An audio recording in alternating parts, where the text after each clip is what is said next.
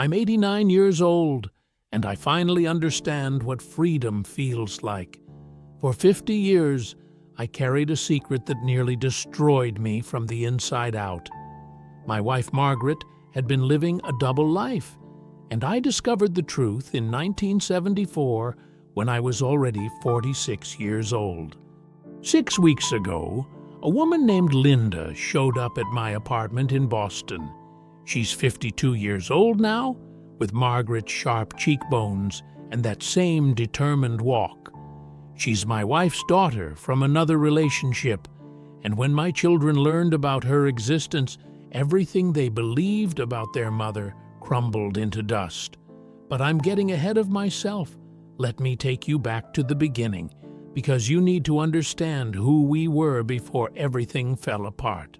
Margaret and I married on August 3rd, 1952, at St. Augustine's Catholic Church in South Boston. I was 24, working at the shipyard, coming home every night with calloused hands and salt spray still in my hair. She was 22, beautiful in a way that made men turn their heads on the street. We settled into a third-floor walk-up on Dorchester Avenue. That cramped apartment became home for the next 60 years. The walls were thin, the stairs creaked, and in summer you could barely breathe from the heat, but it was ours. We had Thomas in 1954, Patricia in 1956, Catherine in 1959, and David in 1963. 4 children in a 2-bedroom apartment where the radiators clanged all winter and summers felt like sleeping in an oven. I worked double shifts at the shipyard to make ends meet. Margaret got a job as a secretary at Massachusetts General Hospital in 1960. She was so proud of that job, loved telling people she worked at Mass General. 28 years she spent in that same office. She volunteered at the church bazaar every year, organized the neighborhood watch, baked cookies for every funeral and christening on our block. Everyone called her a saint. Father O'Brien used to say Margaret Davis was the backbone of our parish, and maybe she was, to everyone except me. Looking back now, I can see when things started to change. It was around 1965, maybe 1966. Small things at first. Margaret started working later hours.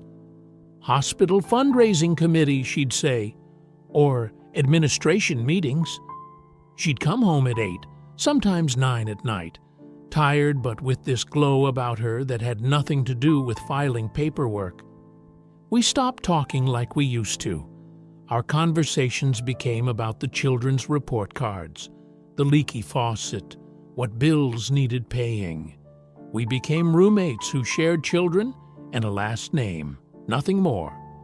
The bedroom grew cold, not just physically, though Lord knows those Boston winters were brutal, but cold in the way that matters between a husband and wife. I told myself it was normal. We had 4 kids, we both worked, we were exhausted. This is just what marriage becomes after 15 years, I thought. My father used to say, "Son, a smart man knows when to ask questions and when to keep his head down." I kept my head down for too long, almost a decade too long. March 1974. I remember because Catherine was studying for her nursing exams at the kitchen table, and the Red Sox season was about to start. Spring training was on the radio. Margaret told me she had an overnight conference in Providence, something about hospital administration training. She'd be gone Friday night, back Saturday afternoon. 22 years of marriage, and I'd never questioned her before. But something felt wrong that night. The way she packed her overnight bag, the way she kissed my cheek without meeting my eyes, the way she checked her appearance in the hallway mirror 3 times before leaving. I couldn't sleep that Friday night, kept thinking about that look on her face. Saturday morning, I did something I'm not proud of. I went through her dresser drawer, not even sure what I was looking for. Inside her jewelry box, tucked under her grandmother's pearls, I found a birthday card, a child's handwriting in crayon. "Happy birthday, Mommy, love Linda, age 8. The date on the card was March 1974, just 2 weeks earlier. On the back, Margaret had written an address in Worcester, 40 miles away.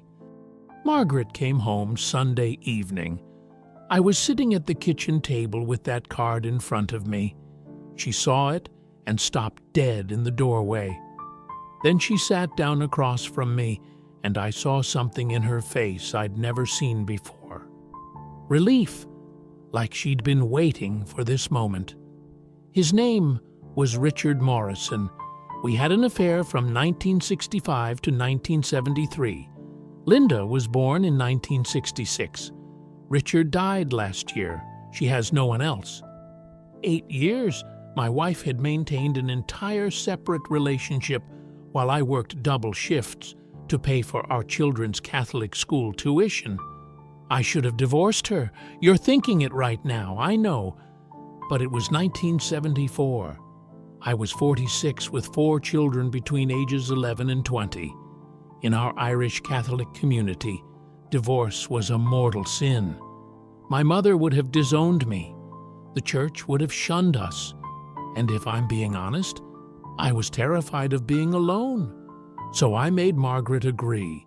She would end all contact with Linda. We'd go to marriage counseling, and she'd never lie again. She agreed to everything. We went to counseling for 6 months with Father O'Brien.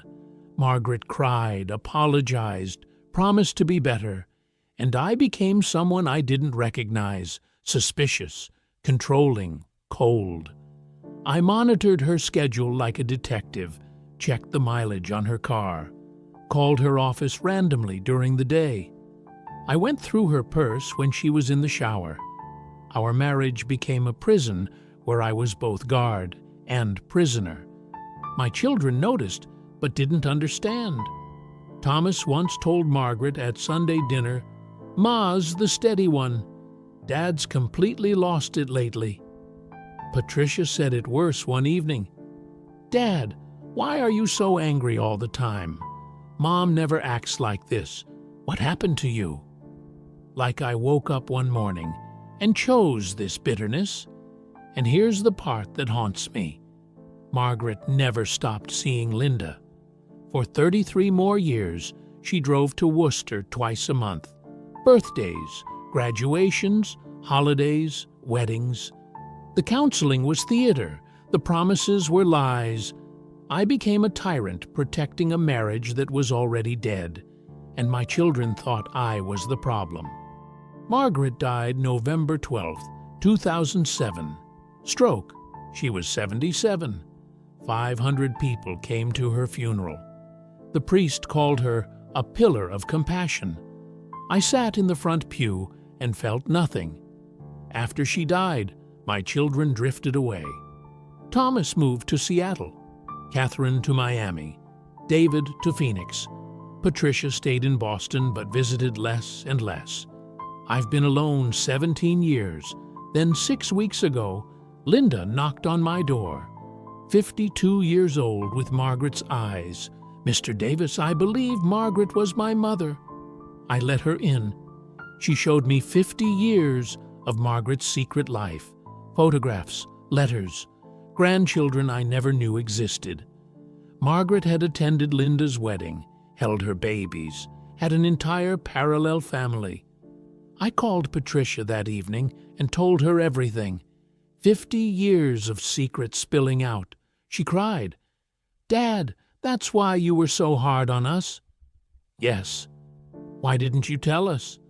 "Because I wanted you to have a mother, even if it cost you a father." Now they visit again. At 89, I'm finally just Dad. And that's everything.